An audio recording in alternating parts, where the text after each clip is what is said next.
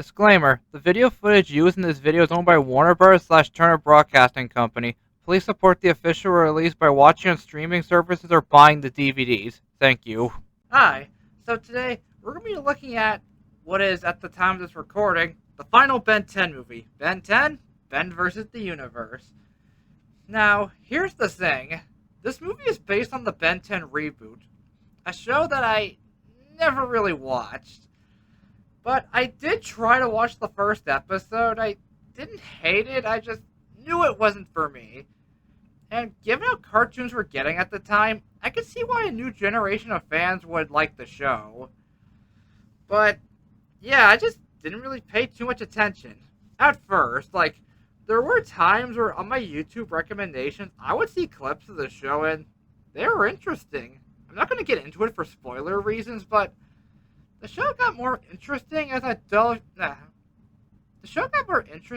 dived more deeply into it. But then they announced the movie. Yeah, I wasn't planning on seeing this movie, but there was a day where I was at a DVD store and there it was.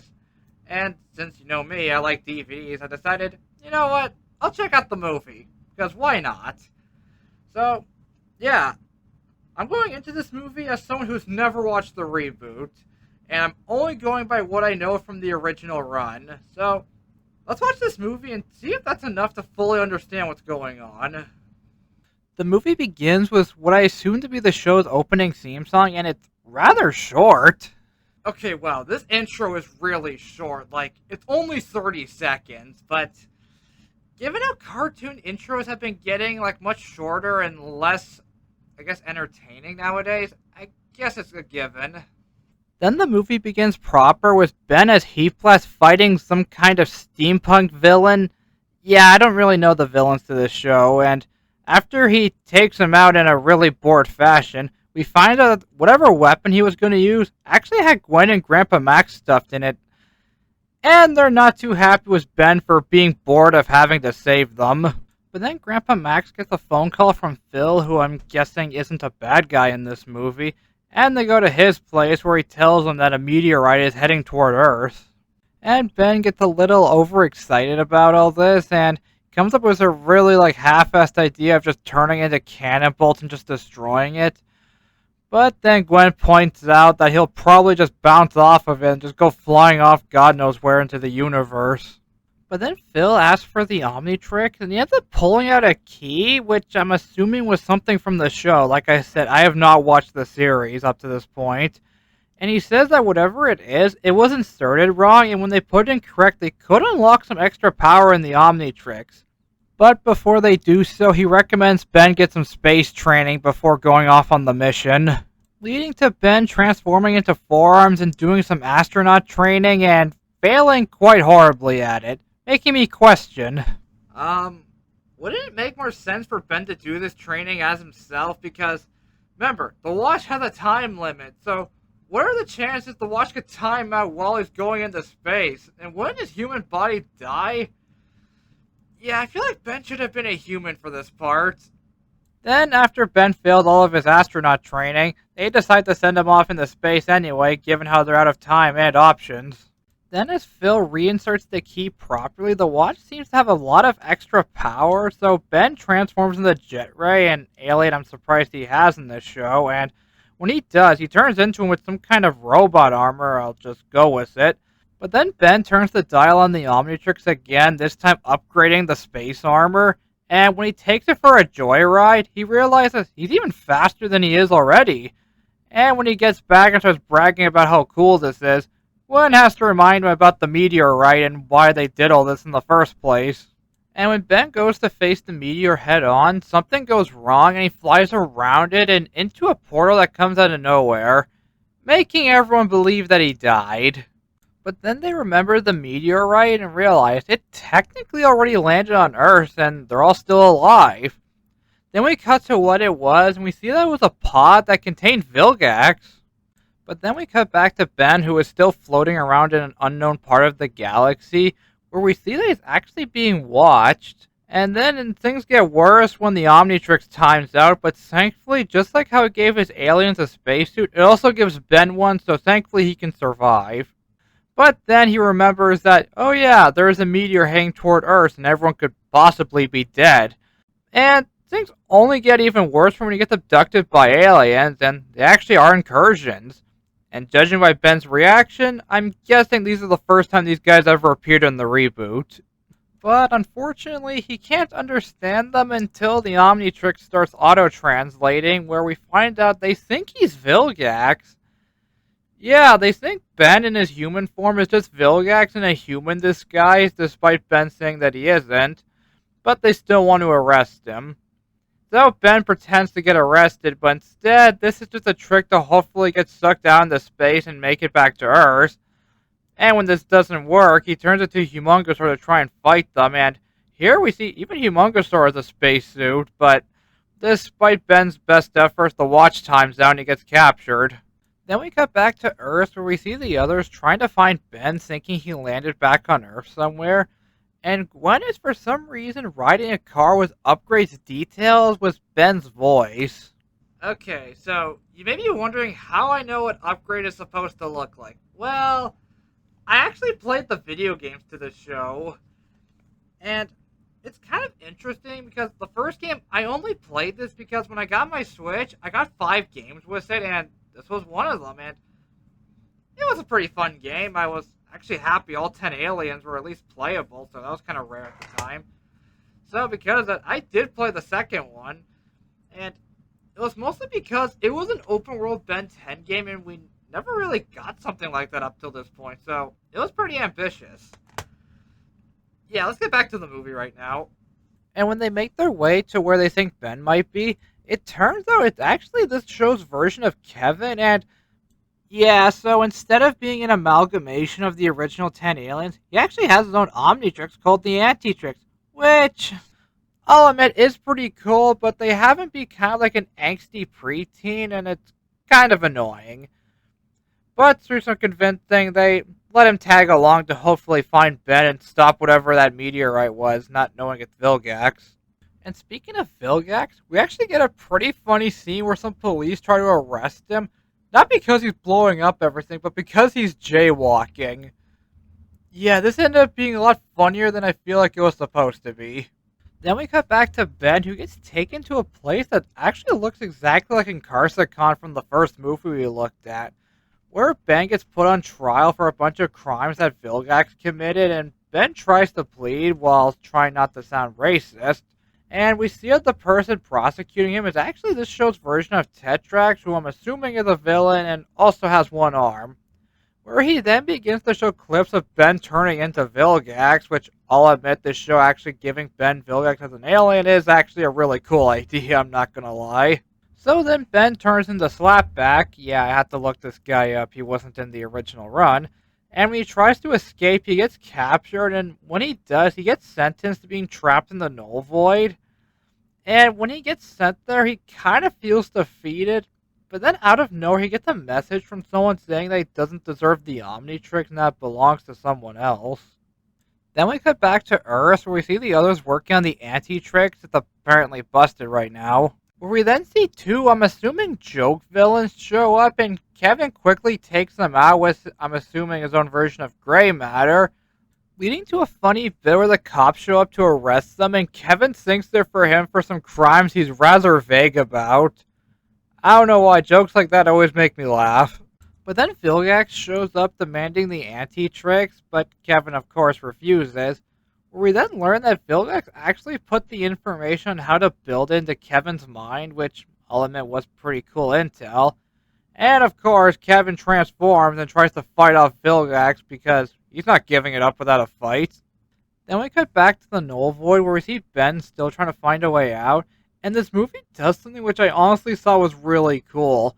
A lot of the inmates in here are aliens that Ben could turn into back in the original series, and yeah, for someone who wasn't expecting much from this movie, this was a really nice surprise. But then we get a weird fight where every time Ben transforms to fight them, the watch always times out within seconds, but also recharges within seconds.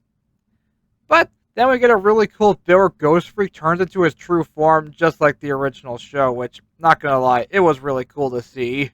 But then this movie's version of Asmus shows up and tells the other inmates to leave, and I can't tell if it's because they're afraid of him or they just expect him to get beat up by Ben.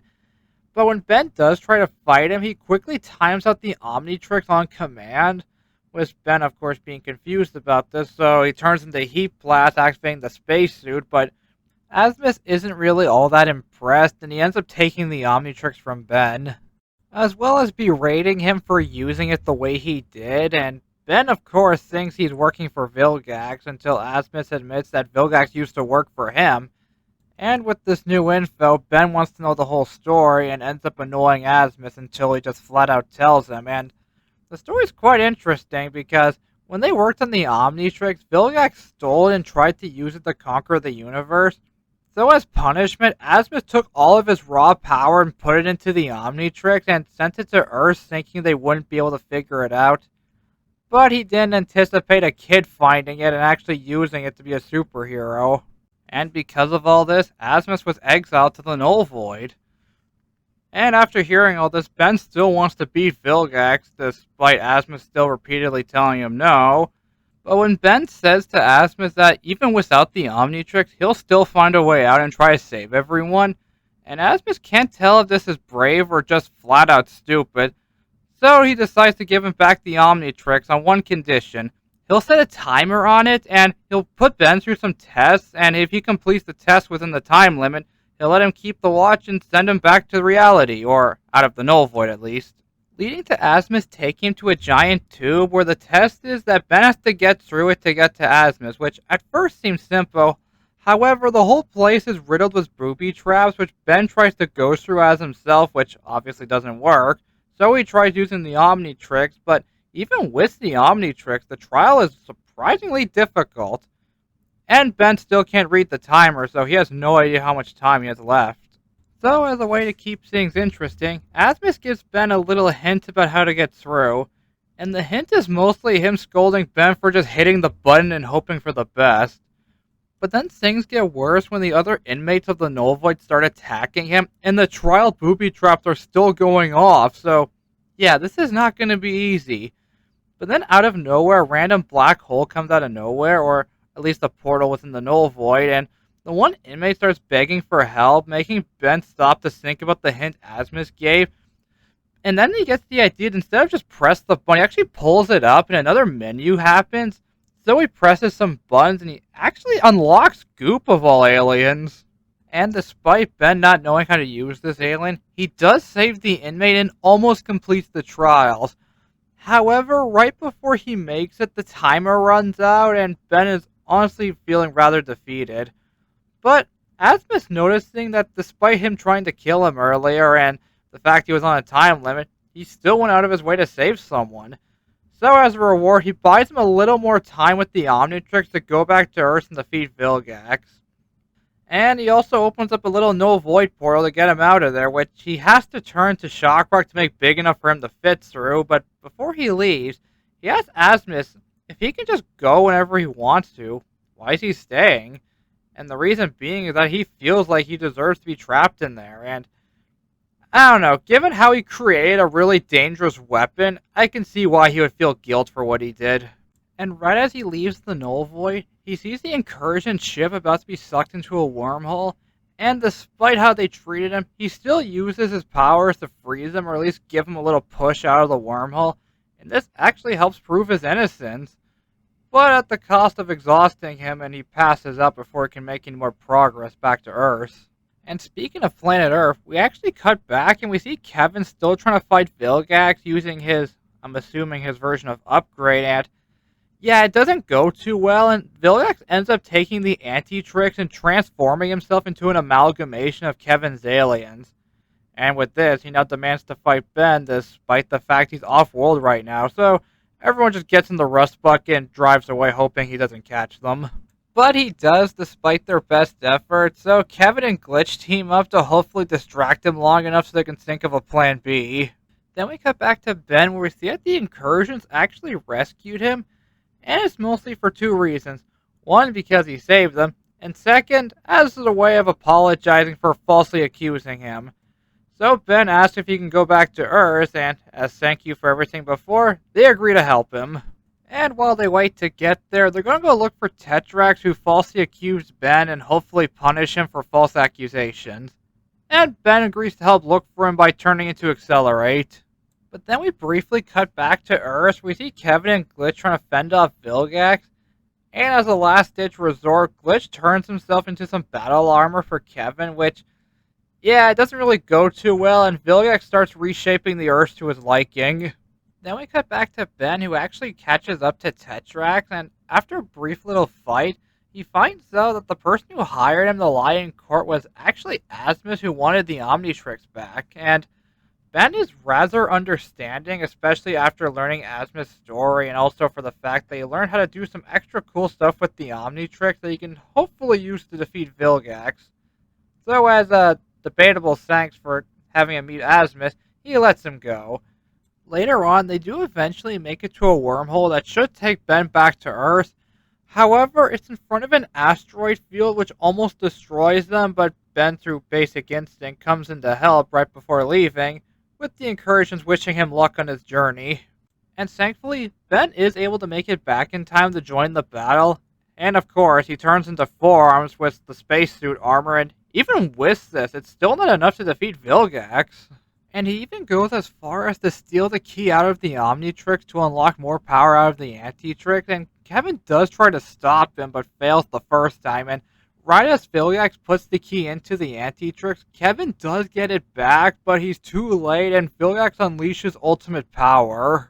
Then right as Vilgax starts giving a speech about how powerful he is, Kevin joins the fight, and even with Ben's new powers and him teaming up with Kevin, it's still not enough to defeat Vilgax. And right as all hope seems lost, Asmus calls Ben through the Omnitrix to remind him how he's on a limited time, and to use that one feature he showed him how to use in the Null Void. And with that, Ben takes advantage of it and tries to make a really powerful alien, and the alien he ends up making is way big. Okay, this is literally the third movie with a way big climax. Not that I hate way big, it's just, I don't know, like, I feel like he's overused. Like, the first time, it was an epic moment since it was his first appearance. Destroy All Aliens, it was epic because there was two of them fighting each other in a big city, so, yeah, the destruction was cool. This movie, I don't know, I feel like it was just a cool little reference for people who saw this movie and saw the original show, and something cool for the new fans to see, but, I don't know, I feel like they should have picked a different alien, like, we did get a lot of references to the old show in this. Like, for one, all the characters are the same age as in the original show. And second, we got some aliens from Alien Force, so that show's reference. And Ultimate Alien, I'm going to call the spacesuits this show's, or at least this movie's version of the Ultimate Transformations. But for Omniverse, there's kind of nothing. Like, there is one group of aliens we see briefly, which is an alien that Ben could turn into, an Omniverse, but that was it. So I feel like they should have picked a different alien for the climax. Like, I don't know, maybe Feedback or Atomics. I feel like one of those two would have been a good choice for this fight. And despite these way big battles getting a little repetitive, it is still a cool fight, and Ben is able to defeat Vilgax, with Asmus coming in to take the Antitrix, or at least the power the Antitrix gave Vilgax away from him, with Ben offering to give him back the Omnitrix. But Asmus lets Ben keep it, seeing how he has proven himself in this battle, and everything comes to a close with Vilgax being taken by the Incursions into custody, and everything kind of abruptly ending with them deciding to go to Nebraska to see a version of Stonehenge made of cars. And that was Ben 10, Ben versus the Universe, and I gotta say, I actually liked the movie. I mean, like I said before, I did not watch the reboot, so there were a couple parts I was a bit confused about, but other than that, I enjoyed myself. Yeah, I know, it's way different than what I'm used to, but if the whole show's like this, or at least the good episodes, then I might check it out. But there is a small problem with that because, like I said before, I love DVDs. And there were some DVDs for this show, not counting this. And from what I gather, they only cover season 1 and half of 2. So, yeah. And another problem is, like I mentioned before, there is a complete series Ben 10 box set coming out, and Yeah, I know the reboot's not included, but a part of me feels like once I buy the volumes, they're going to announce one for the reboot, and I'm kind of conflicted on what I should do about this. And not gonna lie, if you've never seen the show but are curious about it, I actually recommend this movie. I mean, yeah, it might not be for you, and I'm pretty sure watching a single episode is probably easier to digest than a full movie, but this movie's the same length as every other Ben 10 movie, like roughly an hour and 10 minutes. Yeah, there hasn't been a Ben 10 movie that was longer than that, believe it or not. Also, I'd like to thank everyone who voted on the poll to have me do these videos. All two of you. Thanks. And that's all I have to say about this movie. So, next time, let's do something different. Next month is going to be April, so April Fools.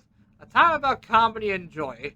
So next month, we're going to be looking at a series of movies that always put a smile on my face when I was younger. Was I old enough to watch them? No, so I hope you look forward to seeing what I have planned for the months of April. Take care.